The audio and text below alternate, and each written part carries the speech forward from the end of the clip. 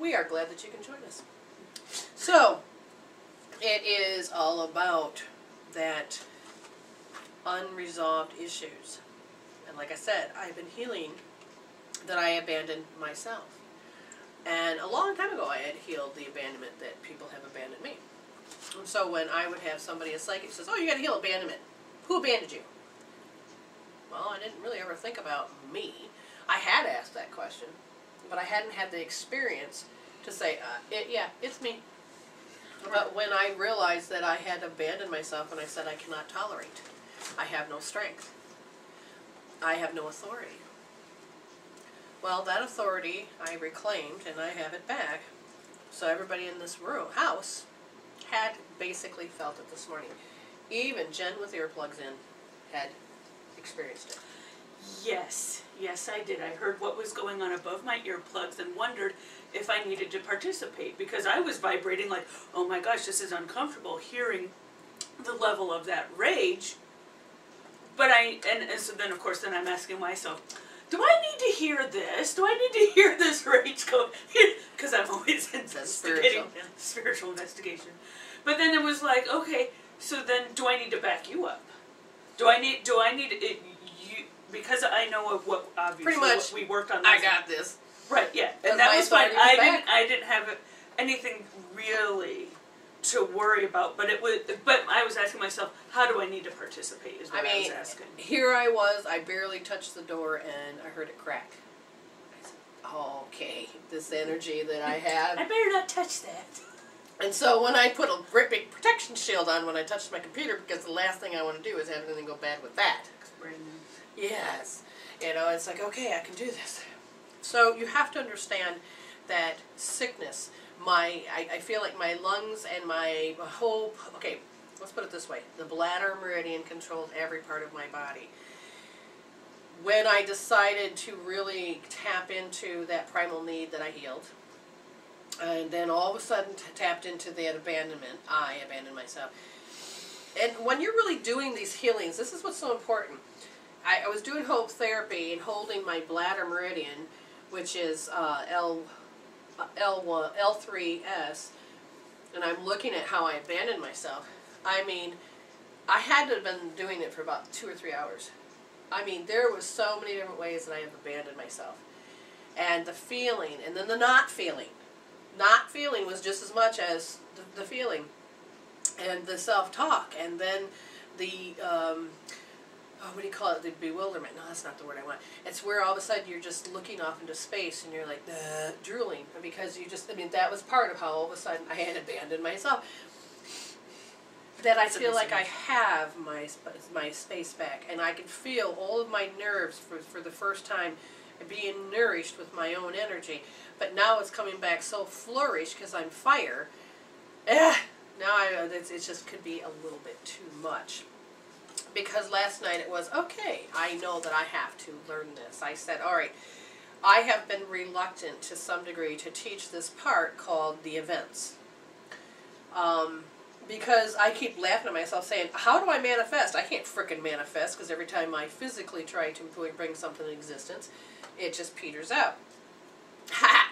Okay, I thought that was funny. But anyway, the 5th chakra is about my will and choice. Okay, I'm doing everything I'm supposed to be doing. I hadn't realized that the abandonment and the primal need hadn't been taken care of. Now, as soon as I said this, now here's the thing that you got to understand. There's the event, regardless of who it is that's involved. You are actively participating in your projection, regardless of who the players are. They are a reflection of what you've rejected or amplified or whatever it is you need to do, things that you may not have processed out. Then you take and you start writing what it is. Oh, this person has all the authority. This person don't know what to do with their emotion. See, my body don't even want to process. And then what the events are is that there's 2 ways to change an event. And I'm not talking about what we already know. The things that need to be healed. So you do a spiritual investigation and you use tools. And then all of a sudden, the process around you just starts to change. And you're like, oh. And it's a gradual change because it's the step process of the event changing. You don't like something, you go and heal it, and the event will change. And then there is what they call the magic wand event. If this is it, so be it. And you wave your middle magic wand, your finger. And that is, you're looking around and you're in spiritual investigating, and you're like, oh my God, is this it? Is this why this is happening? If this is it, so be it. And then all of a sudden, things will change. On Christmas Eve, when we were at the emergency room, I got stuck out there in the waiting room, and I'm sitting there going, listen to people complain. It's hours, it's hours. And I hadn't dawned on me that my waiting room is what you have a real life waiting room, and that is the progress of where you're going. So as I'm letting things unfold, my waiting room doesn't seem all that bad, but as I'm looking at my real life waiting room, I have to hear people complain. And I can't tolerate that. I see people throwing their weight around.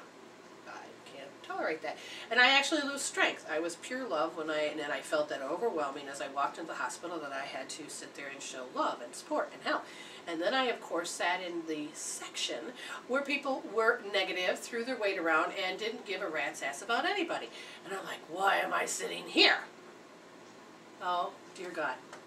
So about 2.5 hours later, I realized, ah, shit. All right, let me look around me. This is my lot in life. Okay, that's a big clue. That's my lot. Look what I'm attracting to me. Oh, okay, got that too. And I started writing things down. I said, and then finally I said, if this is it, so be it. It didn't work the first time. So I kept writing. And then all of a sudden I said, if this is it, so be it. Not even within 5 to 10 minutes, it was over. They came out of the emergency room and went home.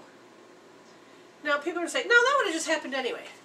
When you start understanding the soul language, you will get and rise above that belief, because then you'll start seeing things move and change for you.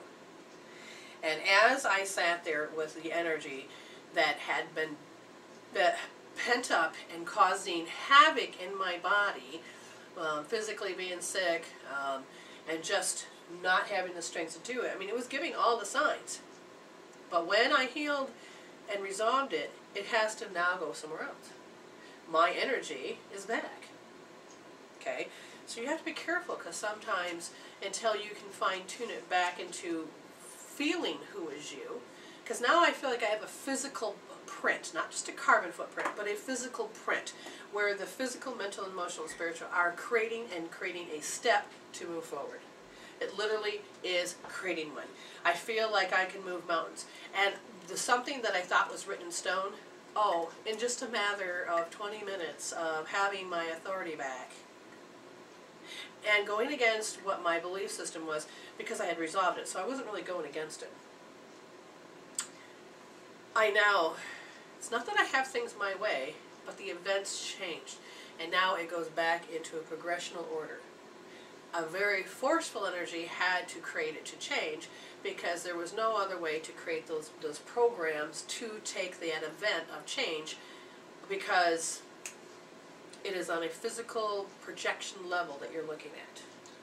Right, with the parental authority, part of what another soul's involved. Right, what we were talking about last night was just going into parental authority, and some of that is what sparked what we ended up having you take a look at, was the fact that I was a rebel as a child, and how my mom I had a release on her. Oh my God, I'm so sorry about that, but go ahead. Chose to be the parent for somebody, and it's hilarious on one level, because looking back, now that I'm able to look back, that my mom was just so adamant about, I'm raising 2 independent, free-thinking women. They are not, because my sister was born in 1969, I was born in 1973, the middle of the feminist movement, and my mom said, oh no, I am not having my daughters put up with this. They are going, and so she raised 2 rebels.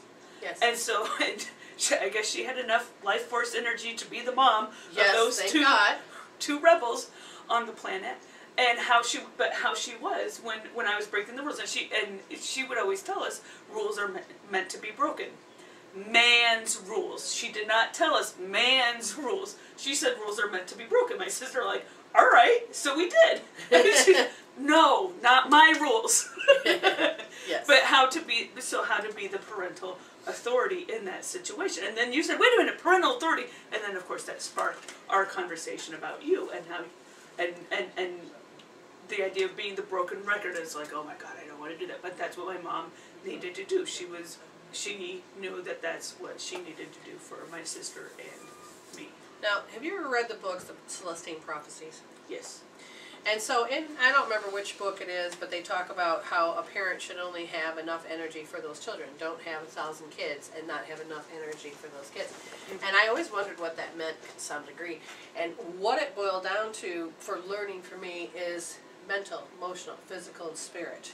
To have that authority, that energy, to be able to hold that foundation that not only do the kids have their primal needs met, but to be able to grow. Okay, what was I lacking as a parent? The strength, the tolerance, the mental, the emotional, and the physical to do this. I mean, I had abandoned it. I had said no to it because as a child's eyes, that was just mean, wrong. It hurt my mother, and the being angry was just hurtful all around. So I did the right thing to do by being happy and choose not to do this. And yes, I have broken a lot of barriers. I chose not to be physically abusive, sexually abusive, mentally and emotionally abusive. I chose to let my child be an alcoholic. Yeah, I chose not to be an alcoholic. I chose all these things. And I wanted my children to not have to follow in my steps of saying, oh my God, you need to learn this. This is the way I did it. No, because I don't need a power of suggestion. I want them to problem solve. Yes, and figure it out. Allow themselves to do what they need to do. And you know what? Okay, you know, when you watch this video, you're going to see this bald-headed man run by several times. He has to learn to duck better. So anyway, Scott, why don't you say hi? Hello, everybody. All right, now he's leaving. Go. You're free to leave. Yeah, and has that frustrated the hell out of me? Yes, because I have told them several times, please respect my response, my space. You can learn to walk through the frickin' snow. You got 2 doors you can go through, but no. Uphill, downstairs, backwards with duct tape on your feet. Oh, God, yes. They can drive the car around to the other side. I don't give a crap. But you just stop. This is my studio space. And sometimes I just don't feel like people respect that. Oh, I can break the rule. I can do this. I'm part of the family. I can... No. So, I already told my husband... Homie, don't play that. I told my husband this is the transitional stage, and so he best be careful. Will I get down on his butt? No. I'm just going to have to put up more rules of saying, I don't think so. And that they'll have to find another way to do it, because they wouldn't want me to do it to them, and I need that respect. And because it totally distracts me, because all I want to do is burst and scream, and I don't need that on the air. There's a lot still pent up. You can tell with the intensity inside of me that what is the next layer of the resolve? We'll find out. What was I talking about? Well, that just went out the window. And how you're choosing to show up to be a parent to your children, that you're not programming them to say, oh, you need to learn this lesson. Oh, I did it this way. And, yes. And how, with the Celestine prophecy, the energy that you need to have for the kids. Yes, because in the Celestine prophecy, it says make sure you have enough energy for your kids. And I barely had enough for the 2 I had. And I wasn't even planning on having any, right? I was told I couldn't. And then all of a sudden, wham, bam, you're going to have one. What? Okay, I can handle this. Then, surprise, you're going to have another. Oh, my God, I mentally can't handle this. I'm going to frickin' crack. And it was funny because the era of when I was growing up, people were put on people were put on Valium. Yes. Because they can't. They have no nerves to handle it. And that would be part of my heritage about how and what it really uses you can't handle. And what I end up doing, literally, when I resolve this, I have the tolerance. I mean, I heard some words, it was like, wow, there's no trigger buttons. This is exciting. I'm sitting there going, really? Oh, well, I don't care what you're saying. This is mine. Boom, boom, boom, boom, boom. I'm done. And it was just like the time when I had to take my daughter over and she was telling me I had to do it this way. No, it wasn't hitting any buttons. And one of the blog I put up was from a while back, but the blog was, you can say all the buttons you want. Guess what? They're not there. And it felt really good. Because I didn't have to wrestle with those programs. I deprogrammed myself. Right, that reminds me of a family gathering where I went and a few years ago, and my sibling was looking for, it was almost like she was sniffing for the button to push Yes, that's right. to infuriate me, and those are gone. And it was interesting to see that she was not going to trigger. Yes. That. Oh, that program's gone. And that is part of where you have to witness. What do I mean by witness? That was a witness in that, wait a minute, prior to that experience, anytime this person was around me, there was button, push, just to see my reaction. Mm-hmm. Just to see my reaction. And so the witness, you couldn't control it. I could not control it, and that was the funny thing. You resolved to it. that person is that person knew I couldn't control it. Oh, let's just see this spew come out of Jen's mouth because I can push this button and watch it. And then I look like the ass, and then that person has the control in this situation. That didn't happen. The witness is, oh my gosh, it didn't happen. That is so awesome. Because then I was share it able to yourself, have authority in that situation. which is your epiphany. But then you have to share it with others. Why is that important? It's a documenting of It the keeps your experience. learnings. It keeps your learnings. It keeps you to keep that pathway. And Because to a lot help of you times, find value in this healing instead of Yes. saying it's that airy fairy crystal magic wand bullshit stuff that doesn't mean anything to anybody. Yes, I have issues about that, and one or two, but it works because it's about reprogramming the brain, which works, and then you find value in it and say, wait a minute, if it worked in this situation, I need it to work over in this situation. and you're creating those pathways that, because I have watched people, they had this whole life story of hell for, 50 years. And then all of a sudden they healed that, and then they said, oh, I've never had that issue. No. You have to understand, you have to witness, because it's part of that cause and effect, that equation. And I said, now you got to see the difference so you can have the value. But if you disregard this, your brain is going, oh, it didn't happen.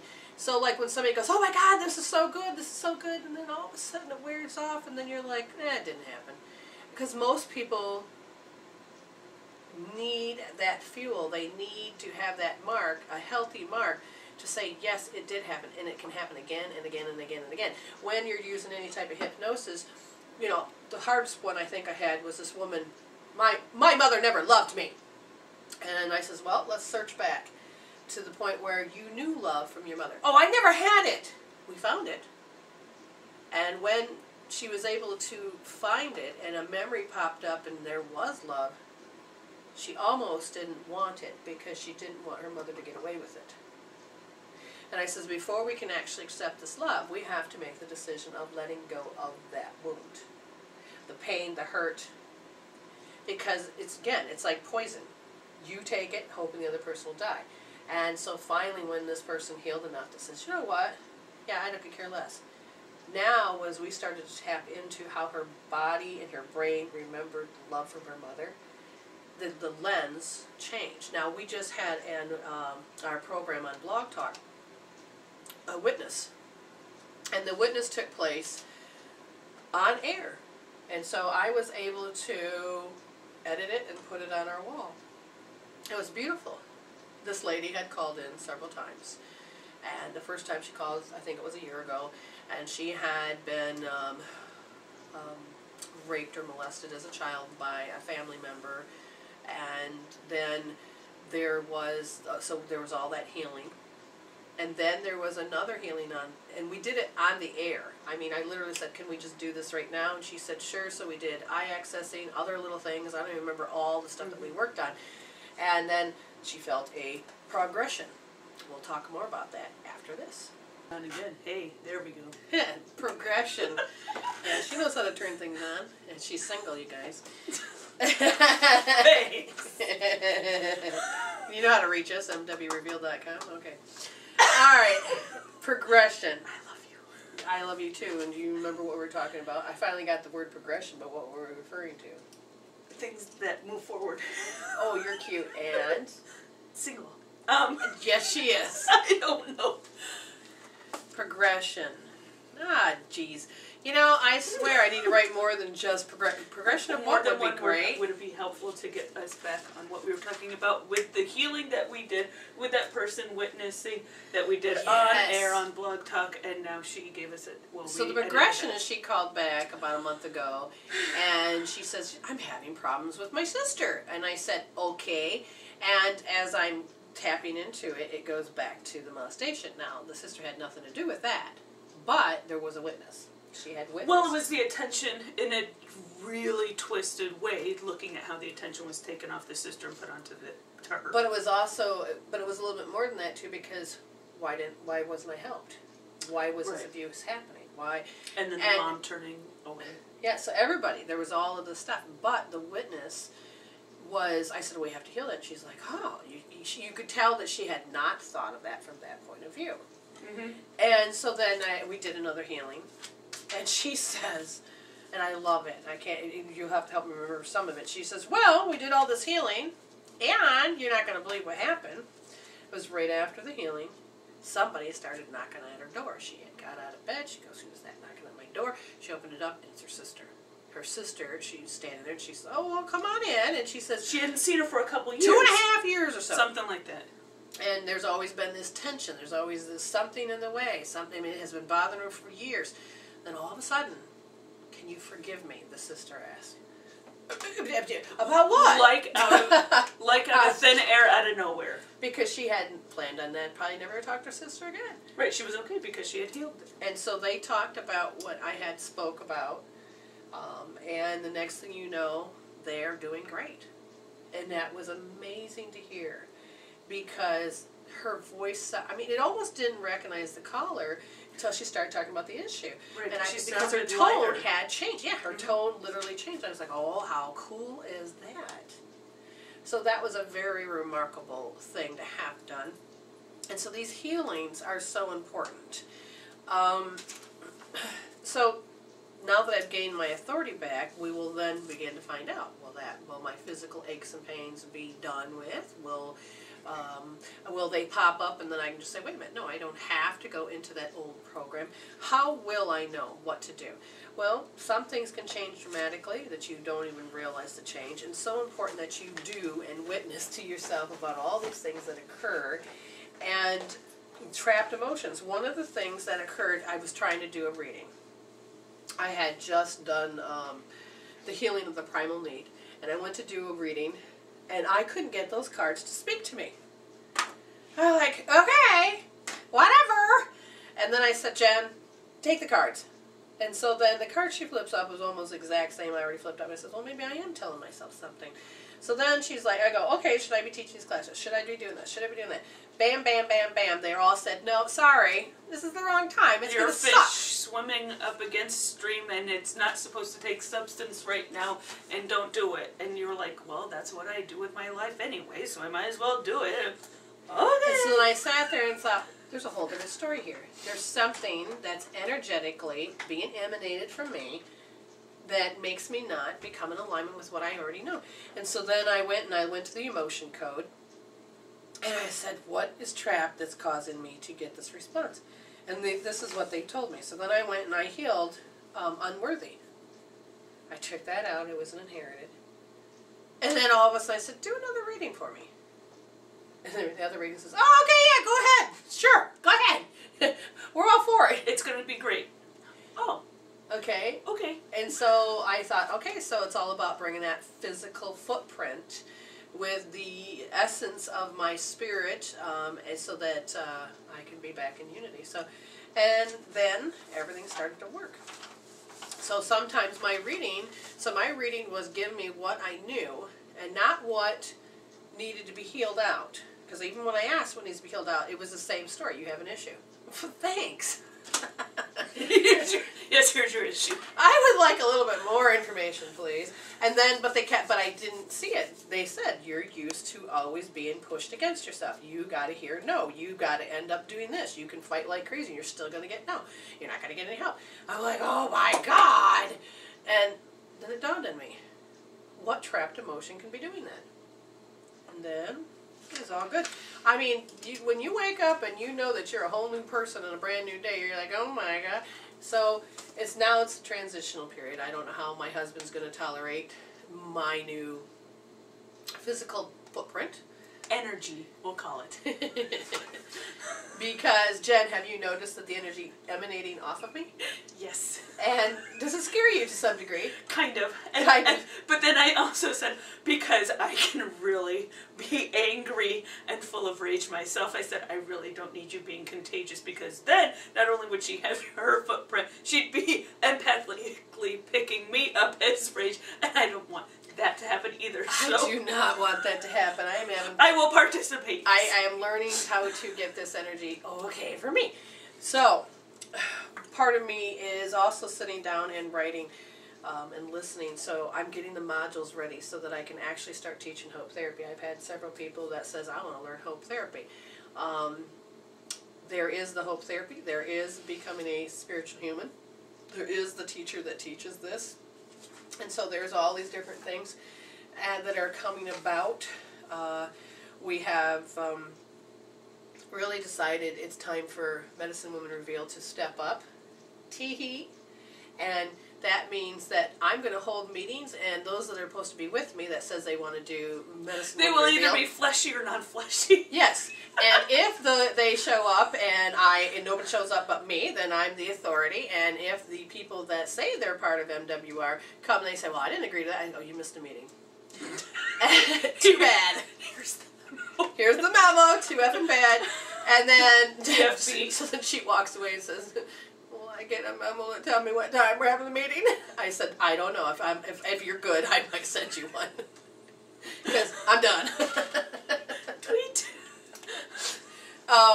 Because this is the energy. It's moving. People hate that I move Right. so fast. Last year was okay. So last year was all about. Oh, that's fascinating. Yeah, to I have know. a physical symptom like that. Oh, you know why it is? Because your bladder is saying, "Oh, you can't do that," and so she just kicked her own butt in her own throat. Well, guess what? You know what? I had the vision of, as I was getting ready, of Jim Carrey in Liar Liar when he's in the bathroom. Kicking his own ass. I'm kicking my own ass. Oh, you should see Me, Myself, and Irene. That is really good. I felt like that butt. I was going to be doing that, and sure enough, I am. But I am kicking my own butt. So here... She'll do a big healing after this. The idea of what I was going to say... Went out the window. When pigs fly. Yep, there it goes. Did you see that new commercial with the pig? He's on an airplane. He's talking about all these things, and the steward says, "Oh yeah, when pigs fly." He goes, "Did she really say that?" That's fascinating. I had ideas and I had thoughts. And oh, they'll come back in a moment. When she stops kicking herself. Not only did it choke her, but it made her brain like whoosh. Yes, this stop is what beating me. I'm kicking your ass. No. No. Yeah, you don't want to touch this. I'm still explosive. Can't touch this. No. Okay. 2012 was all about, it's the end of the world. Right? Yeah, as we know and it, it was amusing on some level to us to watch people run around like screaming memes. But I think not only Jim Carrey, but I also think of Drew Carey with his Mimi issue. She was scary all in herself. Go ahead. Right.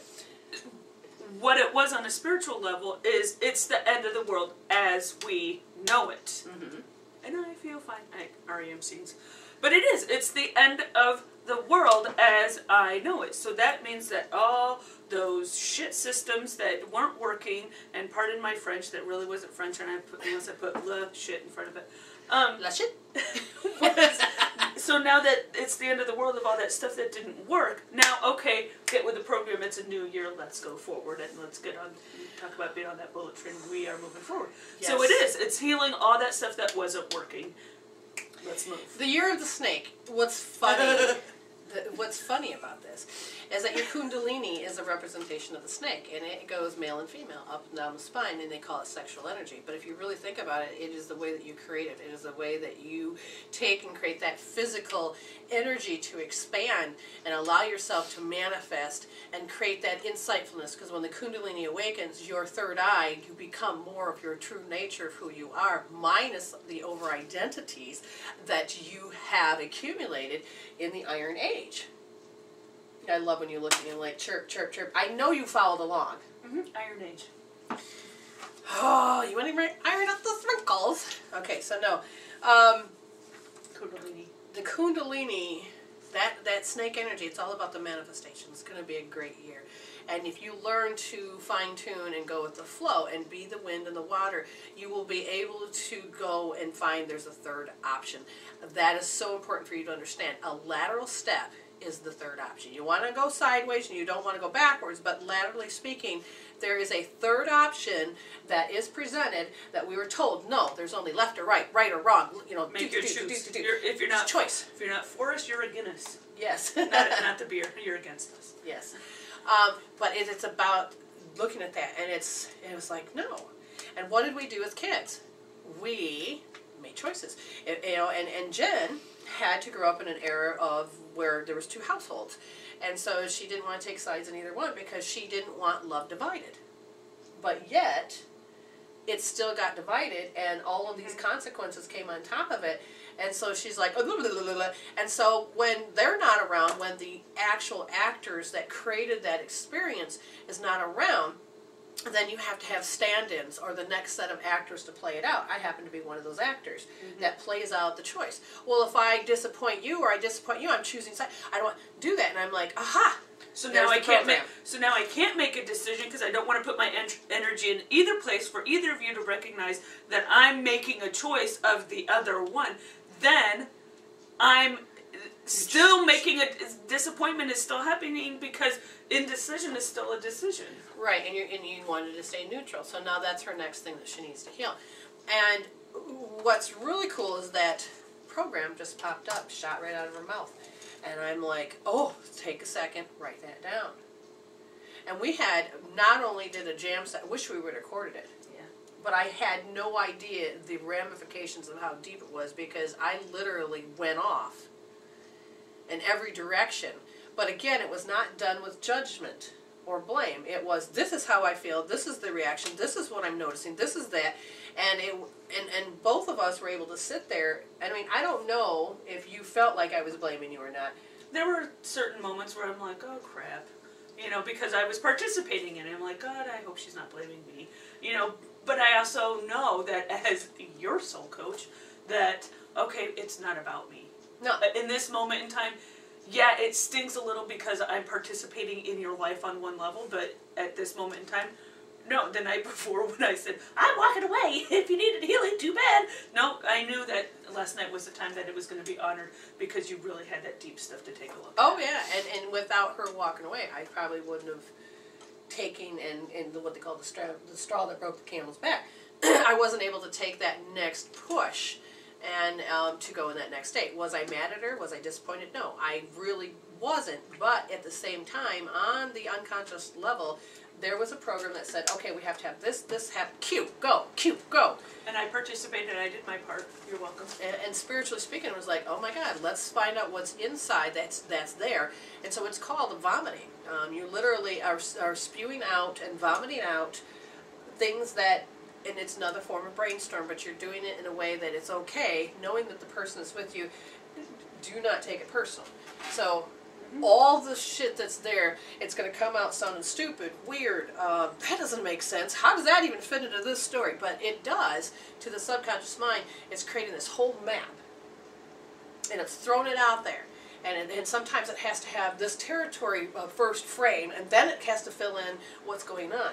And we were so shocked at how easily, as you know, because once you start becoming a spiritual human, you already know, it stands like a sore thumb.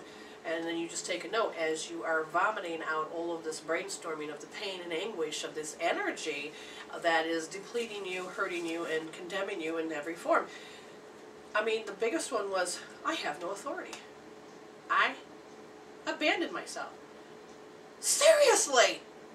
Now, without having that, and somebody said, well, you don't have the authority, I didn't have the experience and the mental and the spiritual and the physical all once happening. They weren't in sync. I would have just disregarded and said, yeah, I don't have the authority. I agree with you. But when it's in sync, that flows. You're like the wind, it's like the river, it's everything.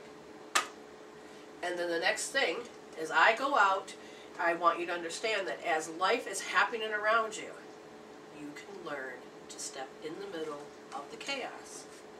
because that third option door is open. And you can actually just let it all be in the wind, doing what it has to do, because it's rearranging. The future is rearranging yourself when you're choosing not to participate in the reaction. Not consciously deciding not to participate, but consciously and unconsciously saying, whoa, as it's learning to rearrange itself. Do not get caught up. You can take notes. You can watch how all of a sudden, I used to respond that way. That's a part of the witness. Oh my God, I could respond that way. Ooh, that's something else that needs to be resolved. And as you start to take that third option, you're learning to create the unity of the left brain and the right brain, the male and the female energies. And you're learning to create a unity. And by being in your spiritual human self, you are learning to create a unity there, so that the programs will start to become more authentically your true identity. You stop over-identifying with pain. We need to take a break. We'll be back after this. And things got resolved. First you do the spiritual investigation, and then you look at what needs to be taken care of, and then you take and you have to have the physical, mental, emotional, and spiritual experiences in the perfect alignment to really create an experience that can be released. Because you need to have, when we talk about, we're not talking to your conscious mind, we're talking to your subconscious, which we are. When doing the healing, you need to have that conscious contact, meaning, oh my gosh, yes, this person is behaving this way in my life. Oh, yeah, you feel the emotions, and you have that bodily reaction. You mentally get it, you emotionally get it. You know, and on some spiritual level you may get it, and then you physically feel and you know how you're participating in it. And then because we have a variety of modalities that we use. Brenda talks about hope therapy, the emotion code, the body code, meridian tapping, all the different modalities that we use to disrupt those programs. Yes. So after that part, and then it's the witnessing and evaluating. My spirit said, I have to wear blue today. I mean, here I am, I've got turquoise bracelets on left and right. Both my wrists. I'm like, seriously. Then I had to make turquoise earrings with gold, with angels, and so I did that. And then I have blue around my throat. I mean, I've got blue everywhere, and my whole issue of why I can't breathe, I choke, all this, no, I don't need the example physically, is the throat. And that is about that bladder meridian, that will, that volition to move forward, that ability to do so. And because I program myself to correct myself the moment I step into the area of I don't want that fire, I don't want that anger, I don't want that balanced where you think anger is negative. Okay, and I'm not talking righteous anger. I'm talking that's where everything is balanced and it works in harmony. It's when the baton passing happens and all of these things. So after that was taken care of, so the colors. I wore jewelry, I wore stones, I wore the color, and apparently my body knew what it needed. So then not only did I do that, because if I look at what turquoise, I said, oh, okay, so why is it that I'm wearing so much turquoise? I can look that up. Now, thank God I can. And it was about, it's the most efficient healer. Oh, all right, now I could use that. It says providing solace for the spirit, really, and well-being for the body. It's a protective stone that has been used for amulets since time. It believed to change color to warn dangers of infidelity. Turquoise promotes spiritual attunement, and that is what's happening to some degree. I'm being downloaded ever since last night. It's like my head. How do I feel downloaded? Is the crown, it feels like, have you ever had somebody play and pretend like they crack an egg over your head, and then you can feel it? That is what it feels like. It's really huge. And it'll go small or big depending on if there's too much energy going on at once. I can't handle it, it'll go small. And when I can take more, then I can feel it go big. So I'm being spiritually in tuned more into becoming my true identity. And so that becomes an effortless ordeal because I healed the hells, I create my heavens, but my true identity starts to kind of shine through, which literally means my balanced out. It enhances communication with the physical and spiritual worlds. I'm all up for that. And then you can place it on the third eye. It enhances intuition and meditation. Put it on the throat. It resolves or releases old vows, inhibitions, and prohibitions, and allows the soul to express itself once more. Really? This is what this is all about? And as I'm going on, it talks about purifying, creating, and clearing out that electromagnetic energy that affect the chakras, and it balances all the chakras. It is an excellent stone for exhaustion, depression, and panic attacks. And it was funny because my husband says to me, honey, your lungs are acting that way because it's panic that I'm going to be angry. And that was the RTJP that was on an unconscious level out of the 41 thoughts. I'm like, oh, seriously? Consciously, I don't think I'm panicking. Huh. And so then I started to look inside, and sure enough, it felt like it. The turquoise strengthens the meridians of the body and the subtle energies. And I will tell you, because of those since birth, of having I don't have the strength or the tolerance to do this, and now that I do, I have my power back, my personal life force power back. It is going to affect all of the subtle bodies and all of the meridians, and so I can understand why they have told me that I have to have this turquoise on. For how long? I don't know. We'll see. But I not only did that, they says, get out the Phoenix book. If anybody's with me, it says the Phoenix cards, and this is about past life. It's by Susan Shepard. And I said, oh, well, what past life am I in now? A Santi sacred stool. And it says the children under the sun. And when I was reading it to Jen, because I turned right to the conclusion page, and it is everything that I am going through and being right now. And I was like, oh, wow. So I had cleared up a certain past life. And part of me wonders which one it could be, and I don't know, I'd have to look in it.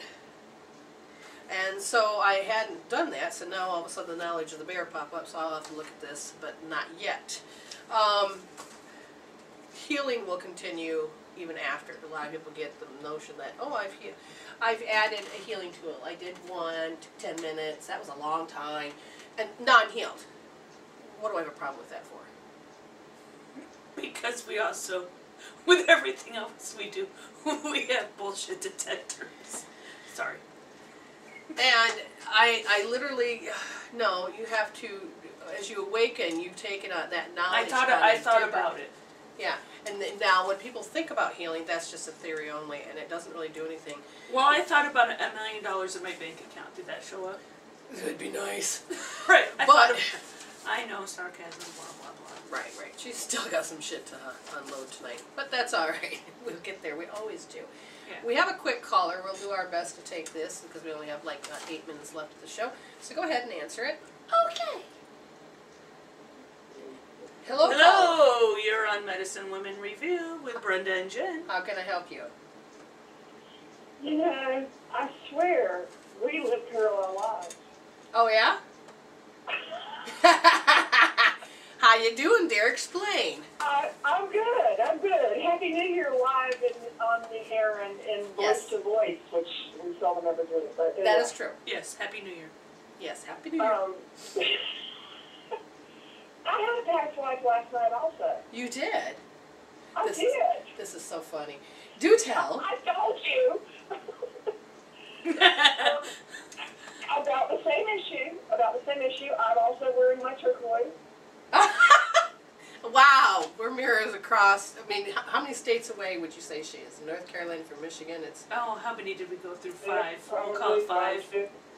yeah. So but energetically, we're really connected.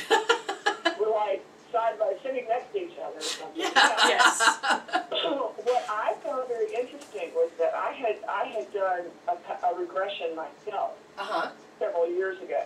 Well, we won't go into the shoulder issue, but I have the shoulder issue as well. Okay. And it's all tied. They're tied in to some extent because shoulders are right, at your throat.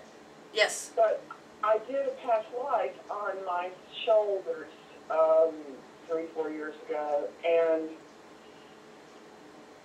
I immediately got a guy's name, first and last name, and I think I was so stunned that I got a complete name that I immediately forgot the last name. But the first name was Steve.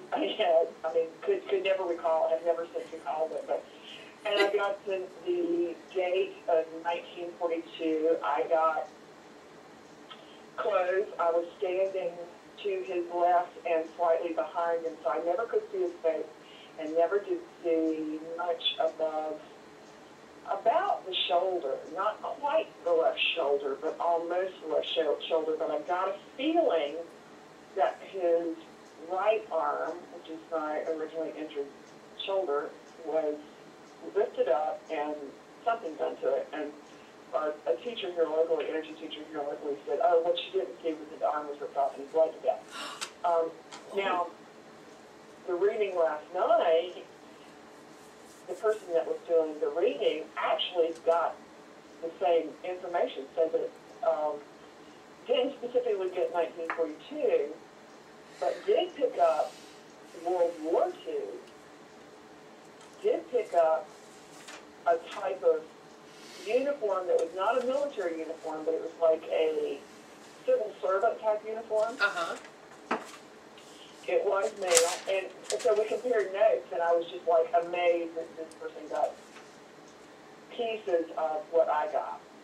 And they said it was France, too. So, and that answered another question. In 1971, I was actually in my high school choir, did a concert tour of Europe, and I had the most incredible deja vu experience in, I think it was Auxerre, France. I can't remember now exactly which town it was in, but I mean, I went out into this plaza area, Cobblestone Street, and it was an area where either 5 or 6 streets kind of came together, small streets sort of came together, and I just stood there and like, I've been here before. Oh, I love when that experience happens. But I had no idea. Yeah, I had no clue, and I've never been able to put it together until, she said that last night. But That's awesome. I'm so glad you shared that. Now, I will tell you, when I'm sitting here, they had me go into the one thing that is trapped, or I should say needs to be rolled out, is despair. But you know how in the motion code they talk about despair. It is a negative statement that is perceived as a thought by the subconscious mind. So what happens is the subconscious mind has to now fulfill that statement, because it sees it as a truth. And what I said was, okay, what else does this do? And it is the person will react. So however a person reacts, or your RTJP thinks that person is going to react, your body then has to go into despair every time. Does this make sense? Mm-hmm. And they said that that's there. And I'm not going to ask a question, do we want to release it through energy-wise? No, there's a little bit more to the story. So apparently you're supposed to need that information. Okay. So it's cool that you're shifting. Let's see, there was something else that, Jen, pull a card, grab anything. I don't know. There was something, well, yeah, thanks for grabbing me.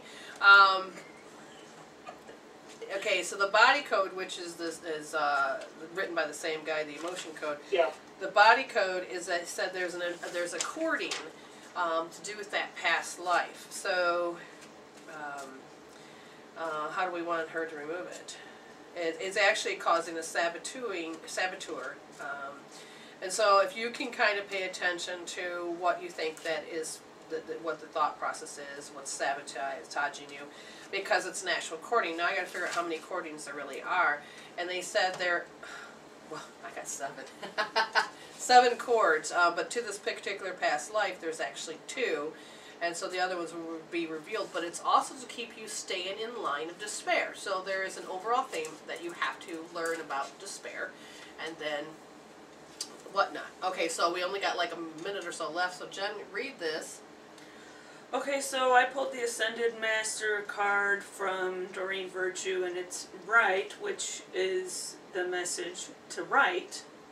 And the Teotet is the Egyptian god of writing, manifestation, astronomy, and esoteric arts. He's an aspect of Hermes, the teacher of the Hermetic principles of alchemy and divine magic, who had many incarnations.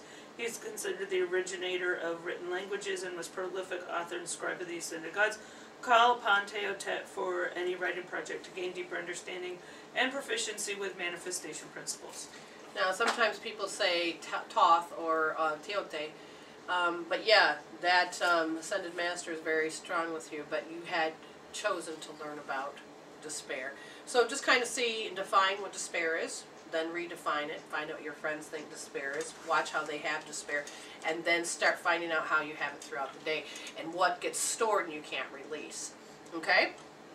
Mm-hmm. We want to thank you so much for calling in and listening, dear. We appreciate it, but we have to go, so we love you and thank you, and bye, everybody.